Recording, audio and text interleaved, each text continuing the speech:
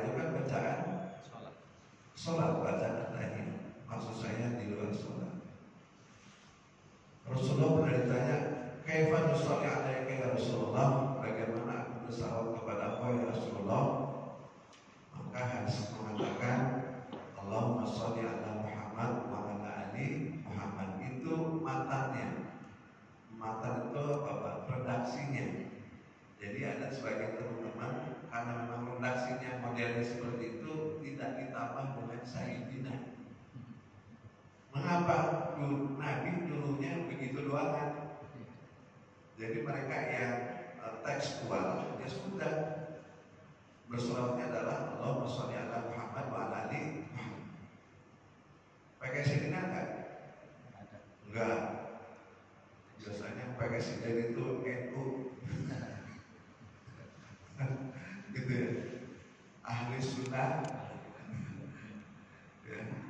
Mereka merasa paling ahli sunnah, tidak perlu pakai sayyidina. Terakhir kemarin Pak Jaya waktu umroh, kebetulan yang khutbah Jumat itu Syekh Abdul Rahman Sudais. Apa? Ya, dia selawatnya pakai sayyidina. Jadi sayyidina itu adalah kata Nabi, anak Sayyidu Adam. Jadi saya itu pionir penghulunya manusia. Jadi kita boleh mengucapkan sayyidina. Itu bahasanya. Kan banyak sekarang yang tak boleh pakai sayyidina. Bapak kalau sholat itu pakai sayyidina apa enggak? Pakai ya? Pakai silakan, nggak pakai ya? Ya boleh aja. Jadi bagaimana sholawatnya? Allahumma sholli ala Sayyidina Muhammad wa ala ali Sayyidina Muhammad. Minimal dengan itu 100 kali di pagi, 100 kali di sore. Bulatkan tekad di bulan Rabiul Awal ini. Sekarang kalau kemarin belum, maka 15 hari belakang isi dengan itu kira-kira 3.000. Kalau 1 kali selawat, man sholat alaihi sholatan, 1 kali selawat kita kepada Nabi dibalaskan 10 kali kebaikan, maka apalagi kita berselawat lebih banyak. Bagaimana hitungnya? Mau pakai jari? Silakan. Ya, pakai jari, tak. Bang, kunci motor di mana? Lupa. Ya udah. Boleh nggak pakai tasbih? Boleh. Boleh Ustaz? Itu banyak banget tasbih. Silakan pakai. Ya, dengan pakai tasbih itu kita termotivasi, terstimulan untuk senantiasa berzikir. Apalagi biasanya kalau di selamat umroh pasti Pak Jaya pakai tasbih, ya kan? Sebab bisa jalan. Ya, kalau umroh, bapak belum umroh atau belum haji pakai tasbih. Nah, stimulan kita untuk berzikir. Paling ada orang muslim, kalau baru pulang umroh kayak wali. Emang bapak-bapak wali, iya Pak? Wali santri. Baik, sebagaimana diusulkan oleh Ustaz hari ini, kajian kita menggunakan kitab Bidayatul Hidayah. Mari kita baca Al-Fatihah untuk pengarang kitab ini, yaitu Syekh Muhammad Al-Tusi Al-Ghazali Al-Tusi. Kemudian ada syarahnya yaitu Imam Nawawi Al-Bantani dan saya ini diajarkan oleh guru saya Syekh Abdul Rahim Jalaluddin, kemudian Syekh Abdul Rahim Jalaluddin, kemudian Syekh Muhammad Aceh Mahmud, kemudian juga ada guru saya, ada maksudnya dari kitab Ibnu Basis sebagai Bidayah Kasir. Semoga mereka semuanya jadi ahli surga. Kemudian Al-Fatihah buat istri kita yang sudah nggak ada, atau suami kita yang sudah nggak ada, wabil khusus kepada emak kita, bapak kita yang nggak ada. Mudah-mudahan mereka semuanya di alam barzakh mendapatkan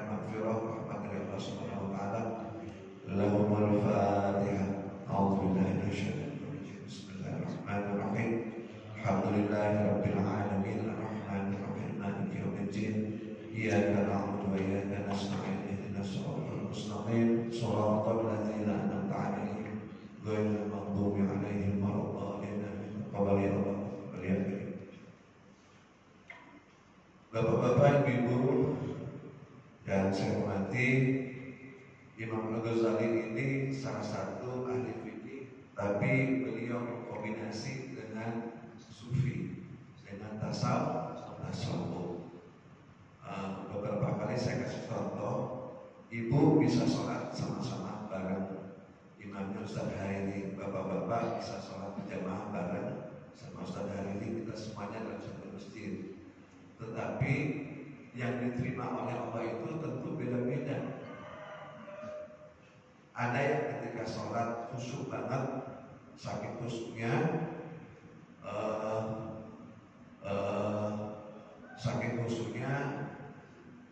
hujan turun gak benar.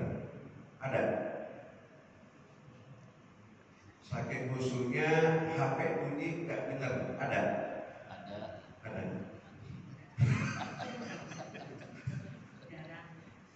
Jarang. Ya. Itu nanti permulaan aja saya kasih ilustrasi. Jadi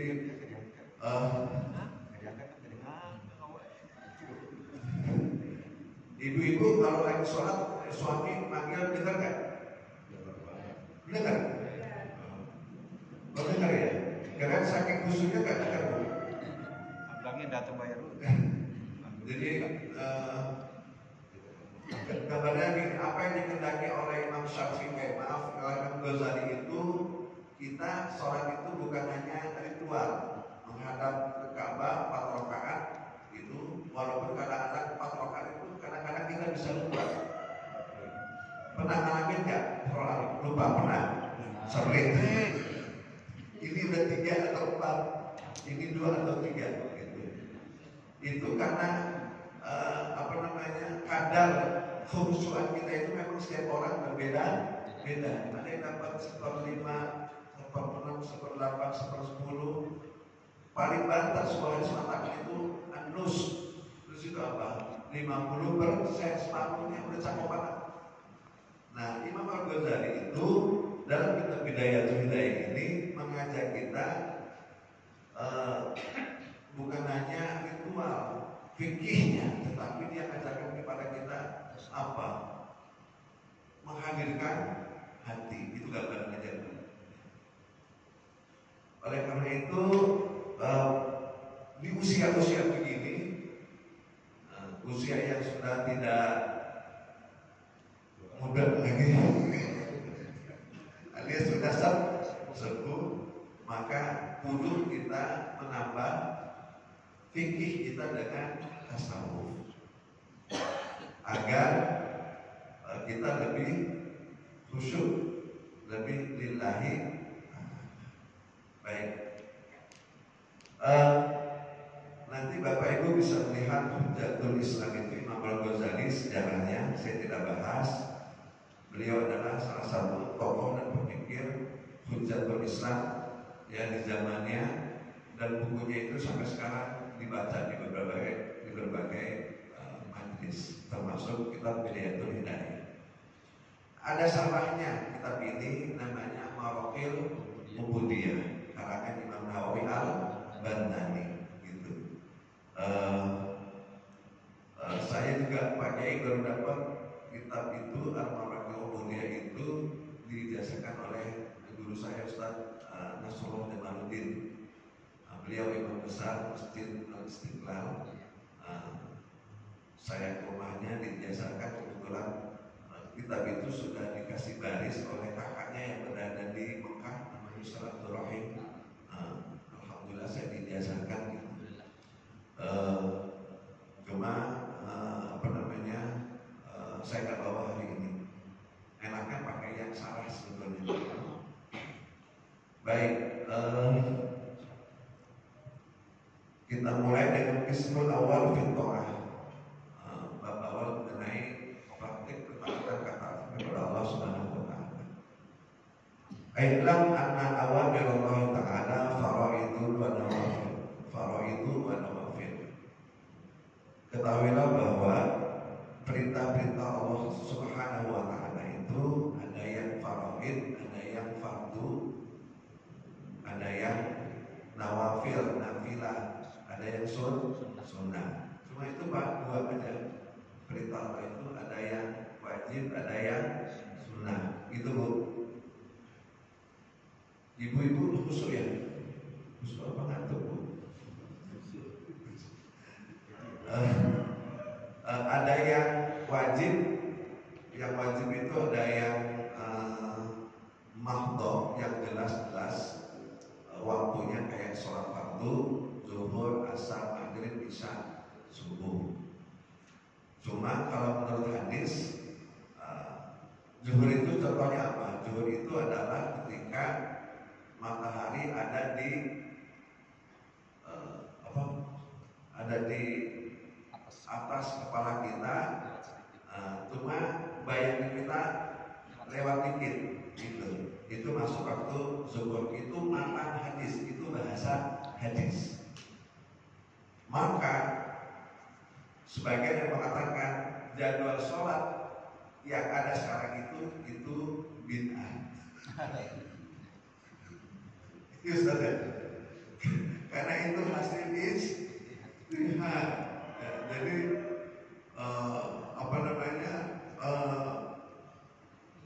ya nggak usah ribut mengenai ini. Kalau azannya terlambat, ya nggak apa-apa. Pokoknya waktunya, misalnya nih pas zuhur, Ustaz hari ini nggak ada, kemudian Pak Jaya nggak ada, Pak Parli nggak ada, Pak Asman nggak ada gitu. Tahu-tahu datang Pak Kiai dari Cinere, udah ada yang aja belum 10 menit setelah orang-orang zuhur baru azan, boleh nggak? Boleh, karena zuhur dimulai dari terbitnya matahari. Itu pakai dari hadisnya, paham ya Pak? Nah, yang patokan yang jam 11:46 itu hasil istihad gitu. Jadi jangan kaku-kaku amat, maksud saya gitu.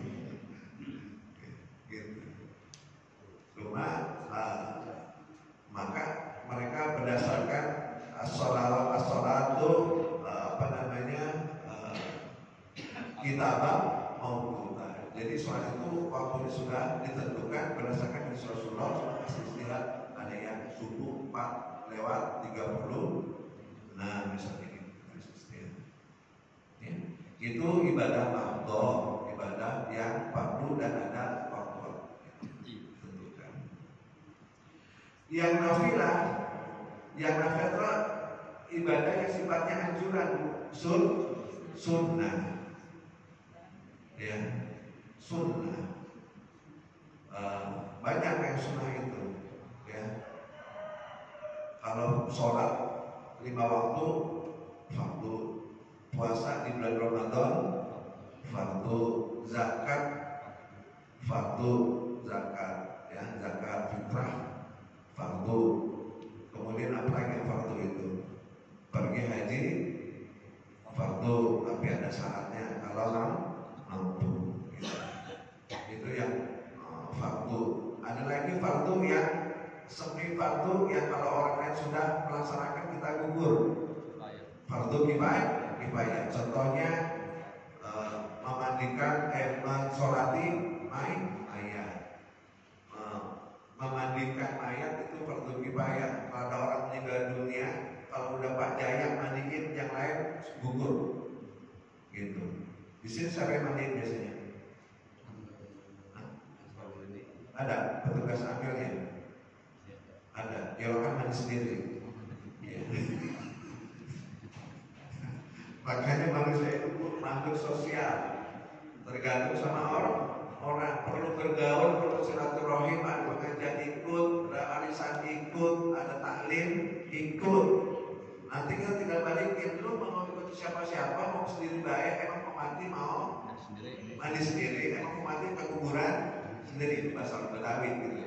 Maka kita perlu bersosialisasi istimewa. Maka masjid ini sifatnya, fungsinya selain ibadah, ada tarbiyah, tempat pendidikan, ada istimewa, tempat bersosialisasi begini.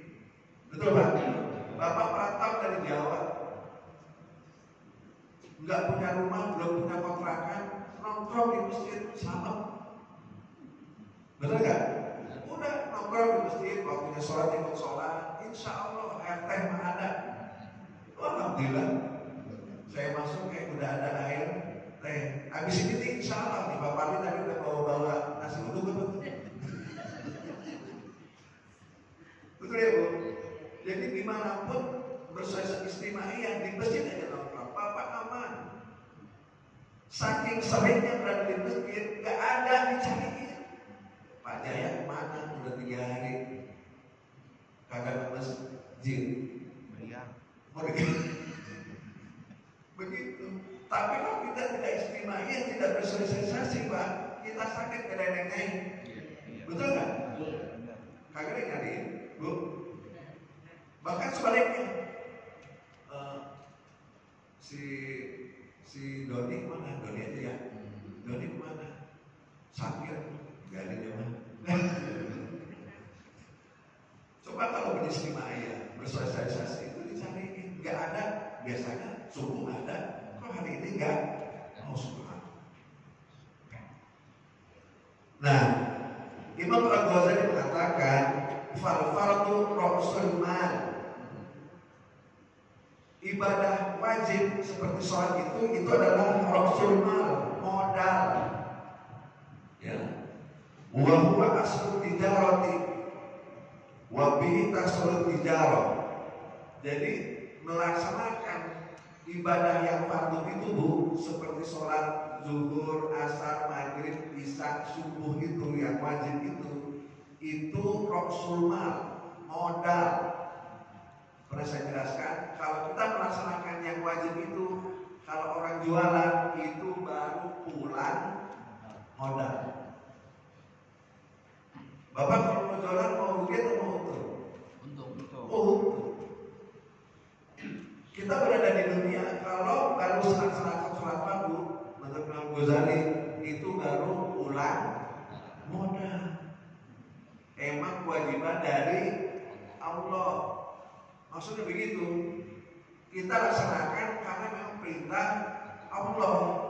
Tapi kalau orang nawafil, sholat sunnah itu kemauan dewek. Tahu dewek? Kemauan diri itu nilainya rohah. Untungnya di situ. You understand?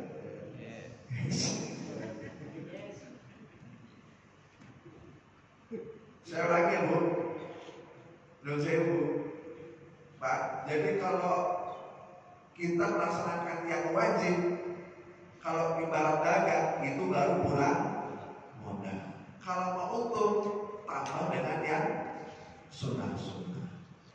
Ya. Contohnya, oh subhanallah, Bu, Ibu tadi datang ke sini. Sebelum ada apa sudah ada Pak tadi? Oh sebelum.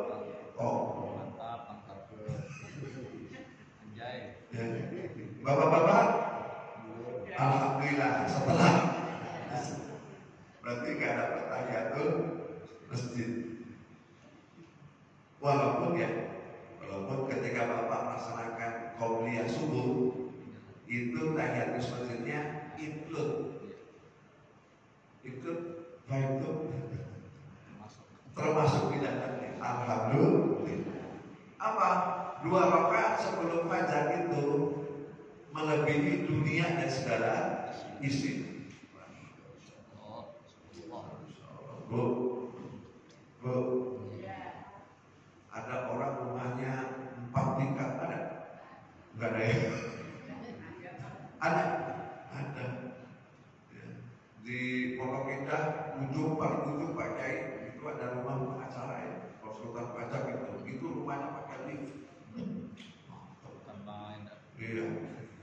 Ibu mau rumah pakai lift? Rumah pakai lift. Kemudian mobilnya gede-gede, Lamborghini, Lamborghini itu mererot. Tapi tidak sholat subuh, bahkan meninggalkan 2 rakaat subuh. Beliau lebih miskin dari bapak-bapak. Wah, mantap kan? Lah cuma masalahnya orang ketok saiki enggak kelihatan. Kekayaan Bapak itu adanya di mana? Di akhirat. Sekarang enggak kelihatan. Bahkan mengatakan, saya sholat tiap hari, subuh berjamaah, fajar saya dapat, ya kan? Belum lagi witir, belum lagi tahajud, begini baik.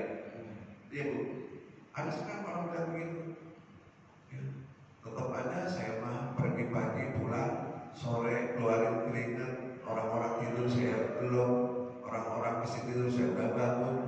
Tapi begini baik, itu ukuran dunia. Di akhirat, ibu bapak bukannya sepuh di atas mereka. Amin ya Rabbal. Mau melihat? Silakan duluan. Ya, kalau mau pengen cepat-cepat lihat amalan kita, monggo silakan. Saya ikhlas bapak-bapak duluan. Insya Allah cepat lihat. Makanya nanti Pak, ada perintah sunnah itu, ada 5 hal yang dipercepat kata Rasulullah itu. 1, ya kalau ada tamu buru-buru,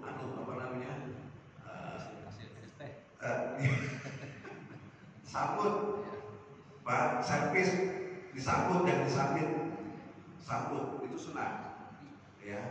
Yang kedua, beristighfar, mohon ampun kalau habis melakukan salah, tahu salah, cepat minta ampun. Yang ketiga adalah bayar utang. Ibu punya utang? Enggak, alhamdulillah. Bapak? Punya. Kemudian yang ketiga, yang keempat itu kalau punya anak perempuan sudah waktunya jangan tahan-tahan. Kawinin baik. Iya. Kawinin baik. Jangan pilih-pilih, pokoknya saya mau cari mantu yang udah punya motor, udah punya mobil, udah punya rumah. Kagak ada. Kecuali dia kaya keturunan. Kalau hasil sendiri umur 20 lebih mah biar dia berjuang dari awal. Kata pom bensin mulai dari nol. Ya. Saya mencari waktu yang udah mampang susah. Biar dia dari nol. Jadi kalau udah ada anak perawat, punya anak perawat, udah waktunya datang yang meminang orang baik-baik, akhlaknya bagus, terima rezeki berusaha bagi. Yang terakhir yang bisa cepat adalah apa? Mengurus jenazah. Meninggal dunia, Pak Ustaz, ini saudaranya kakaknya dari Jogja belum datang. Biarin, nggak usah nunggu saudaranya dari Jogja. Kenapa? Harus disegerakan. Emang kalau dari Jogja sampai ngapain? Hidupin. Balik kan? Nangis. Ya. Dipercepat. Berkaitan dengan itu, dengan amalia tadi. Kenapa? Orang yang beriman itu ketika dia meninggal dunia, Pak, itu pengen cepat-cepat dibawa ke alam kubur. Jadi kalau badannya gemuk banget, kayak Pak Abu, itu dibawanya enteng. Karena apa? Orang beriman. Ngurus papannya gampang, ngurus ambulannya gampang, memandiin air juga gampang, airnya gampang. Itu pertanda orang itu gampang diurus dan pengen cepat masuk ke alam barzah. Karena apa? Cepetan. Kata Rasulullah, tanya Pak Kiai, jenazah orang beriman itu ketika digotong pakai bulu batang ngomong Bu. Pak, ngomong cepetan apa? Cuma yang gotong kagak denger. Andai kan yang gotong denger,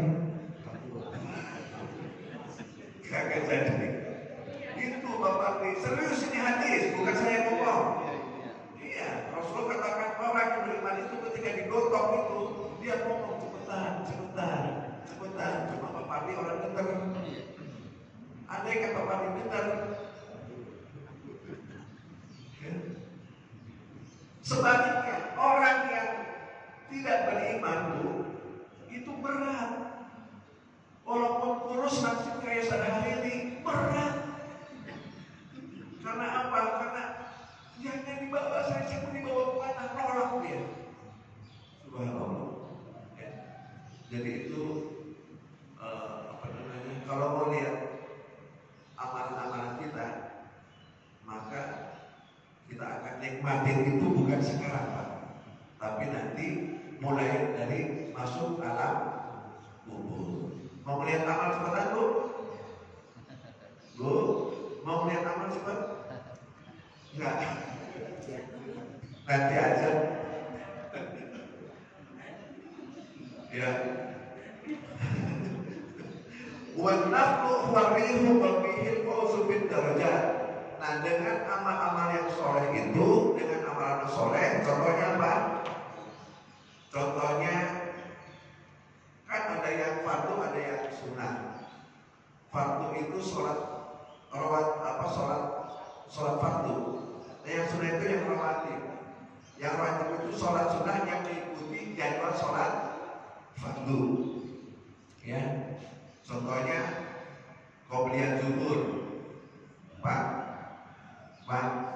selama ini qobliyah zuhur berapa? 2. 4. Oh, 4. Habis zuhur 2. Ada yang bagus 4. Udah pernah coba belum? Kemarin saya tausiah itu membahas masalah qobliyah rawatib zuhur. Ya, kalau bisa angka kita itu 4. Berapa? Qobliyah 4, ba'diyahnya 4. Target maksimalnya, Bu. Ya, Bu. Ya, zuhur ya. Kemudian paling tidak 4-2. Qobliyahnya 4, zuhurnya 2, ba'diyahnya 2. Yang ketiga, kalau bisa minimal 2. Qobliyahnya 2, ba'diyahnya 2. Level yang keempat minimal 2 kosong. Qobliyahnya 2, ba'diyahnya mungkin nggak dapat karena buru-buru. Atau paling tidak kosong 2. Qobliyahnya nggak dapat, ba'diyahnya dapat. Yang penting jangan sampai kosong. Qobliyahnya kagak dapat, ba'diyahnya juga orang dapat. Maka zuhur yang model begitu kita baru pulang modal. Belum dapat deal. Asar, qobliyah asar. Bainal azanain sholat. Di antara 2 azan itu ada 1 sholat. Maka qobliyah asar itu walaupun tidak afdol, laksanakan. Gitu. Tapi kalau Bapak Ibu mau dapat rahmat, Bu, rahmat. Kena rahmat. Itu yang jualan sate di itu. Rahmat itu more than ajrun, lebih daripada pahala. Rahmat itu lebih daripada wa rahmatullah wasi'at kullasyai. Kalau 2 rakaat qobliyah asar dapat pahala ya, walaupun tidak betul. Tapi kalau 4 rakaat, Pak, maka kata Rasulullah, rahimahullah, man sholat qabla asar 4 rakaat. Allah akan merahmati orang yang qobliyah asar itu 4. Udah pernah belum? Pak Kiai pernah. Pernah bawa belum? Emang apa? Subhanallah. Ya. Bahkan Nabi Muhammad Rasulullah SAW sendiri itu masuk surga bukan karena ibadahnya, bukan karena dia kekasih Allah, bukan karena Rasulullah, bukan karena Nabiullah, tetapi karena mendapatkan rahmat Allah.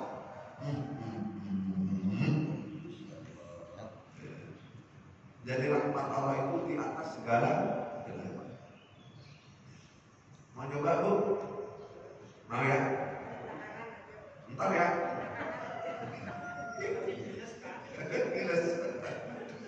Nah kalau sudah diajarkan sama Pak Kiai, sama Ustaz, saya nggak bisa setiap hari, nggak apa-apa.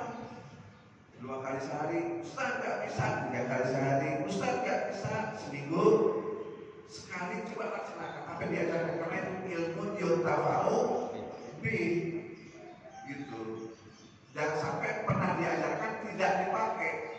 Makanya Rasulullah mengajarkan Allahumma ini a'udzubika min ilmin la yanfa. Ya Allah, jangan sampai kita punya ilmu nggak pernah dipakai. Karena ilmu yang dipakai itu adalah yang menolong kita di alam barzakh. Ya Pak ya. Kalau nggak bisa, saya cuma praynya hari Minggu doangan. Ya sudah, hari Minggu coba 1 kali. Qobliyah asar 4. Maka untungnya dapat rahmat Allah Subhanahu wa taala. Udah jam berapa ini? Jam 9. Ini baru mulai Pak, buku kita bagaimana ini? Tulisan apa udah?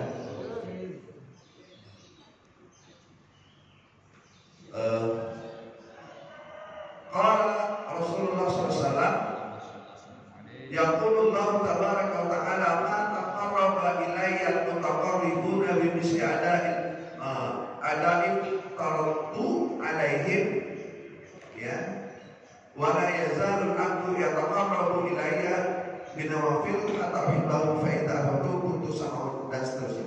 Ya, sampai sini dulu.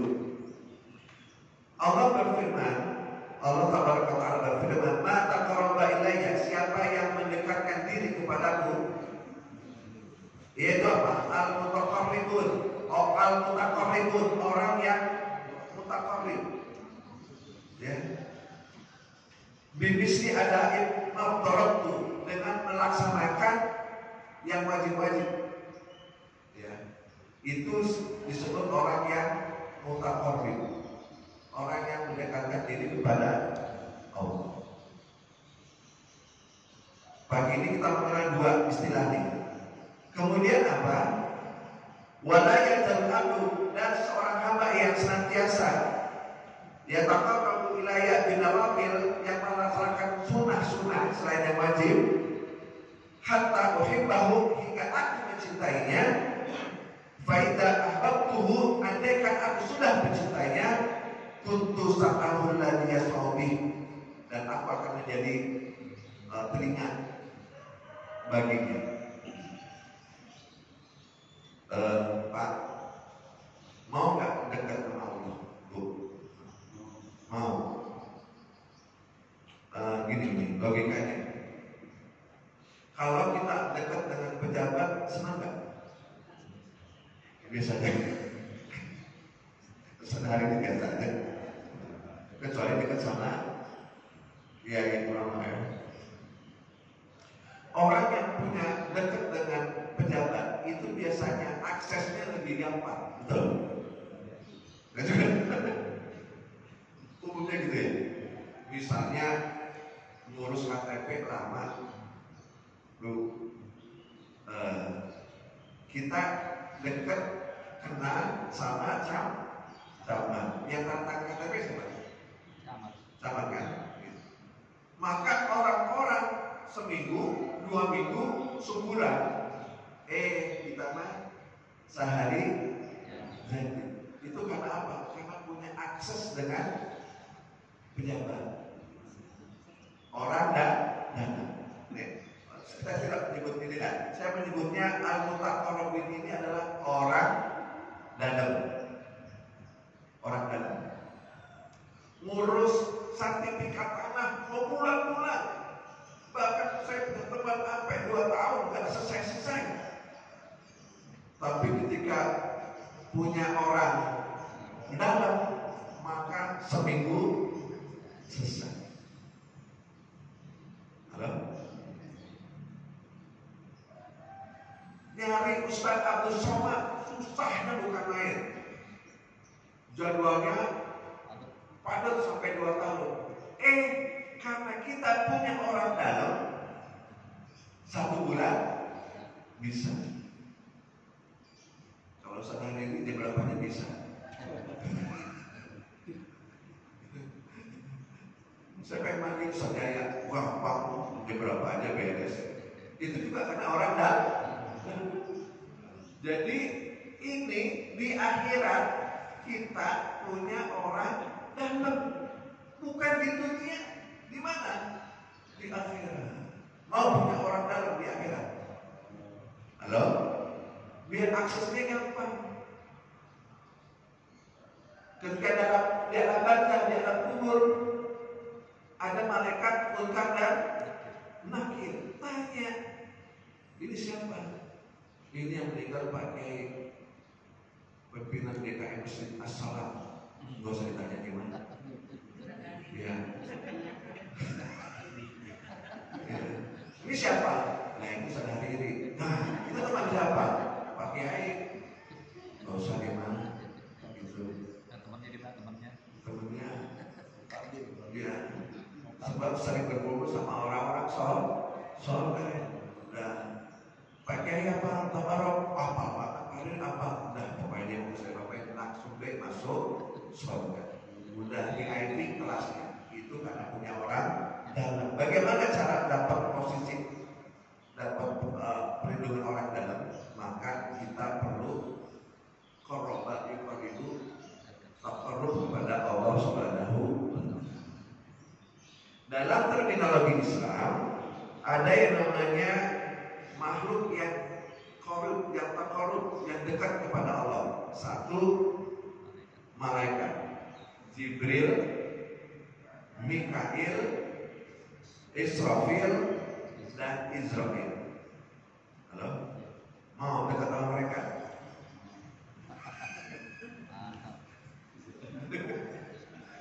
Kata ibu, kalau Jibril saya mau dah. Kalau Mikail mau. Israfil mau. Tapi kalau Israel ya,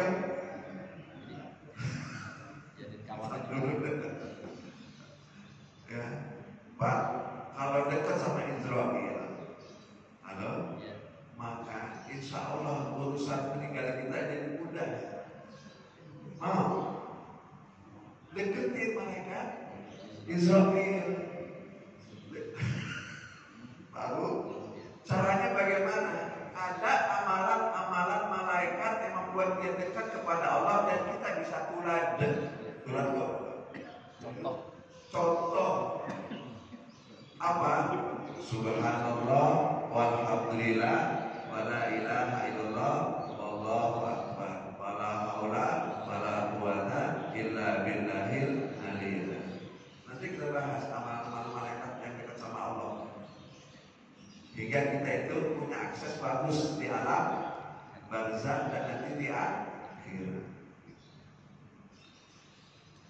Yang kedua, kalau kita mengamalkan yang sunnah, maka kita termasuk yang muhibbun, yang dicintai Allah, yang mencintai Allah. Maka nanti ada doanya pas sebagai usaha. Bismillahirrahmanirrahim. Allahumma inni as'aluka hubbak wa hubba man yuhibbu wa hubba amalin yuqarribuni ila hubbik. Pernah dengar? Pak, pernah dengar? Roman-romannya baru ya? Allahumma ini as'aluka hubbak, ya Allah, aku mohon kepada engkau hubbak, cintamu. Maka nanti lahir seorang perempuan wanita bernama Rabi'atul Adawiyah yang hidup pada tahun ke-8 Masehi, sekitar 731. Bahkan dia tidak menikah sampai meninggal dunia. Ada 4 ulama besar melamarnya, ditolak termasuk Hasan al-Basri. Apa kata beliau? Saya takut tidak bisa adil kepada suami saya, kepada anak-anak saya. Kenapa? Karena cinta saya hanya untuk Allah. Oh, akan begitu. Rabi'atul Adawi. Surah Al-Imran ayat berapa pakai 31 ya? Pak Haris. Qul in kuntum tuhibbunallah fattabi'uni yuhibbukumullahu wa yaghfir lakum dzunubakum. Kalau engkau qul in kuntum tuhibbunallah, kalau engkau mencintai Allah, fattabi'uni, maka kata Rasulullah, ikutlah syariatku. Sholat fardu, selain sholat fardu, sholat sunnah. Itu yang sunnah apa aja? Tahajud, alhamdulillah. Witir, alhamdulillah. Ya, duha, alhamdulillah. Tasbih, jarang-jarang. Iya, emang ada susah dikit itu ya. Iya. Apa kata hadis itu? Kalau sampai susah dari kalau bisa sehari sekali, kalau nggak bisa seminggu sekali, kalau nggak bisa sebulan sekali, kalau nggak bisa setahun sekali, kalau nggak bisa seumur hidup sekali, kalau nggak bisa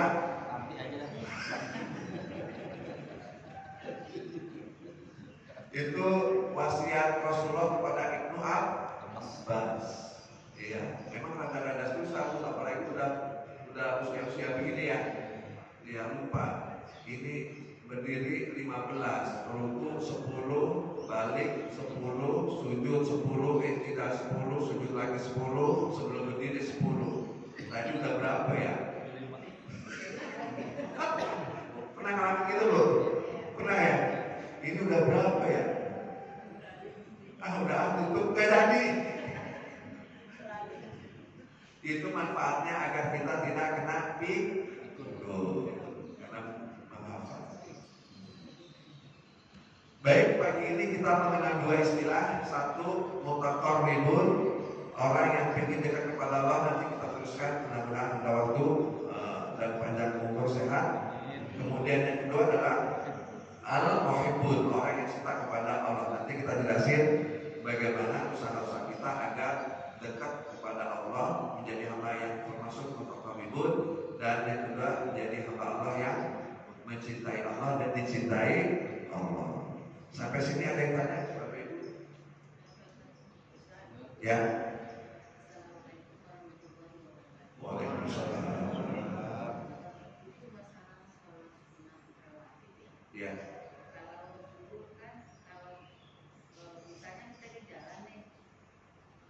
Jangan sholat di jalan, bukan mobil. Iya, iya. Terus sampai rumah itu sudah mau, maksudnya waktunya itu nggak terlalu lama sih, asal gitu. Apa kita itu punya berbuat, karena kita kebiasaan, apa kita itu punya berkewajiban untuk sholat sunnah rawatib itu? Apa perlu kita nggak usah sunnah rawatib, takut waktunya masuk asar? Asar, ya. Itu aja sih. Ya, ya. Terima kasih. Waalaikumsalam warahmatullahi wabarakatuh. Ibu siapa namanya? Ibu Emma. Kemal. Kemal Pak Saat Tolu bukan? Bu Haja Kemal, pertanyaannya baik. Sholat sunnah khawatir itu memang afdolnya, baiknya itu dilaksanakan sebelum sholat fardu dilaksanakan, antara azan dan qomat. Ya, itu laki-laki gitu Pak sunnahnya ya. Tapi kalau perempuan kan kadang-kadang urusan lebih banyak ya, atau repot gitu kan. Nah, pertanyaannya adalah waktu sudah mepet, ya. Nah, waktu sudah mepet mau asar, tapi Ibu Kemal hebat gitu, Masya Allah ya. Dari zuhur sampai menjelang asar sholat terus atau terus? Ya. Kalau sudah kondisi seperti itu, bukan hanya wajib, tapi sebaiknya dilaksanakan yang wajib, yang fardu. ditinggalkan yang nafilah itu, yang rawatib itu nggak apa-apa. Dikejar yang wajib. Tapi kalau misalnya ibu mau laksanakan juga yang sunnahnya itu, karena misalnya di rumah waktunya ada, ya cukup, ya nggak apa-apa juga, gitu. Karena begini Pak, Rasulullah itu melaksanakan sholat sunnah itu di mana? Rumah. Ya, rumah. Semua sholat Rasulullah itu dilaksanakan di rumah, termasuk sholat tarawih, kecuali sholat sunnah yang memang berjamaah, seperti sholat Idul Fitri, sholat Idul Adha, sholat sunat khusyuk, sholat sunat itu yang sholat yang perlu berjamaah. Selainnya Rasulullah itu sholat sunatnya di rumah. Maka kata Gus Bahat, jangan jadikan rumah kamu seperti kuburan, karena tidak dipakai untuk sholat. Terus bagaimana Ustaz? Saya pengen sholat di qobliyahnya di masjid atau di musola. Kalau ada dua kepentingan seperti ini, maka boleh dianjurkan untuk sholatnya di masjid, bukan di rumah. Pertimbangannya apa? Lebih banyak keutamaan dibanding sholat di rumah. Sholat sunatnya maksudnya. Karena apa? Dengan sholat di masjid, satu dapat tahiyatul masjid, yang kedua kemudian qobliyah, ya kan itu. Yang ketiga dapat shaf paling depan. Yang keempat bisa amin bareng sama imam, sama makmum. Orang yang bareng aminnya dengan imam dan malaikat maka didoakan oleh malaikat. Gitu. Jadi dengan keutamaan itu bolehlah kita sholat sunnahnya di masjid. Kata Ustaz Pak Jaya, wah rumah saya dekat Ustaz. Sebaiknya saya di mana? Di rumah apa di masjid? Kalau model Pak Jaya di rumah silakan, karena emang dekat. Begitu ya? Tapi kalau model Pak Kiai di Cinere, qobliyah di rumah. Habis. Jadi Bu, bagaimana? Ya, jadi kalau sudah mepet waktunya, afdol kejar yang wajib. Tapi kalau memang waktunya, karena memang idealnya itu antara azan dan qomat. Gitu. Kalau memang mau dilaksanakan di antara waktu itu, tapi ada waktu masih boleh. Ya, dilaksanakan di rumah. Ada lagi? Cukup? Yakfi? Dia? Bu, ada lagi? Cukup? Ayo tanya Bu, mumpung saya belum pulang. Kalau tidak ada, mari kita tutup dengan Sayyidul Istighfar. Saya mohon maaf atas segala kekurangan saya pada hari ini. Mudah-mudahan ada manfaatnya bagi kita semuanya, agar kita lebih semangat untuk melaksanakan ibadah-ibadah bukan hanya yang wajib, tapi juga yang sunnah. Kalau ada yang belum sunnah karena wajibnya kedodoran, ya sholat sunnah ini jadi motivasi. Saya pengen dapat sholat sunnah nih, maka kita semuanya pasti berusaha untuk sholat tepat waktu, karena kita akan ngejar yang nilainya itu, yang untungnya itu. Mudah-mudahan manfaat bagi saya pribadi dan keluarga saya. Sekali lagi saya mohon maaf. Mari kita baca Sayyidul Istighfar. Bismillahirrahmanirrahim. Allahumma anta rabbi la ilaha illa anta khalaqtani wa ana 'abduka wa ana 'ala 'ahdika wa wa'dika mastata'tu wa a'udzu bika min syarri ma sana'tu wa a'udzu bika min ni'matika 'alayya wa a'udzu bika faghfirli fa innahu la yaghfiru dzunuba illa anta. Subhanaka wa bihamdika asyhadu an la ilaha illa anta astaghfiruka wa atubu ilaik. Assalamualaikum warahmatullahi wabarakatuh. Masya Allah, ini rezeki orang soleh. Bapak-bapak, bagian belum?